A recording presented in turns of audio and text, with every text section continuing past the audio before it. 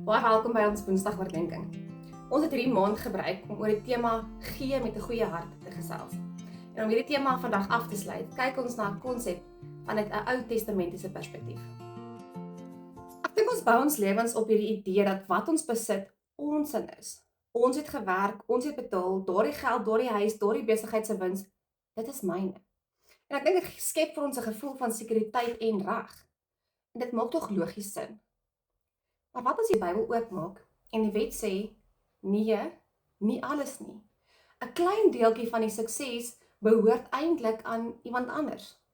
Nie as 'n geskenk nie, maar as 'n reg wat God reeds toegeken het. En dit skep dadelik 'n stuk ongemak in my lyf. As ek hard werk, as ek alles reg doen, moet ek dan nog steeds 'n stukkie van my vrugte afstaan? Ek dink dit daag ons moderne aannames oor eiendomsreg verskriklikheid. En as ons kyk na die teks in Levitikus 19 en Deuteronomium 24, dan gee God die opdrag aan die boer: wanneer jy die graanoes van jou grond insamel, mag jy nie aan die kant van jou land skoon afoes nie. En die oesreste mag jy nie optel nie. Jy mag nie die naoes van jou wingerde afoes nie en die trosse wat val, mag jy nie optel nie. Vir die weerloses en die vreemdelinge moet jy dit agterlaat. Ek is die Here julle God. En dadelik is ons vraag wat? Hierdie is die wet. Dit is nie 'n geskenk nie. God skep hierdie wetlike leemte in die boer se besit. Hy moet terughou. Dis 'n daad van geregtigheid en hoor mooi, nie liefdadigheid nie.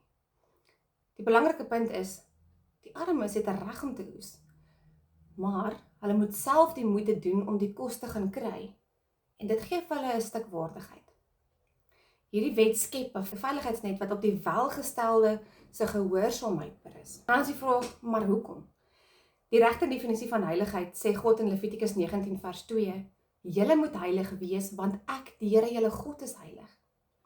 Die manier om sy heiligheid te wys is nie net in die tempel nie, maar ook in jou land.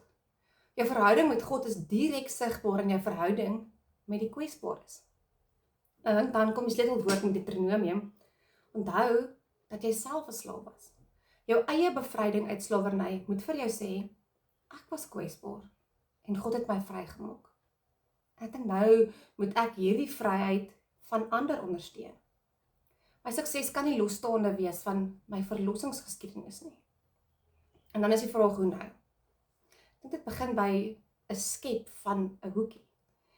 As 'n Christen het ons 'n goddelike opdrag om 'n ongeoeste hoekie te hê. En as ons vra hoe lyk dit vandag, is om te begin deur te sê, definieer jy oes. Nie net geld nie, maar tyd, talent, 'n invloed, 'n oortollige hulpbron.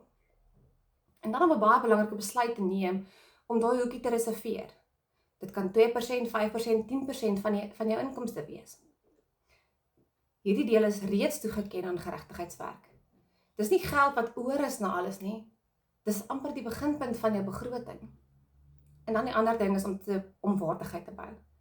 Moenie net geld gee nie. Ondersteun programme en mense wat die kwesbares help om hulle eie oes in te samel, wat hulle bemagtig om hulle waardigheid, hulle reg op werk te behou.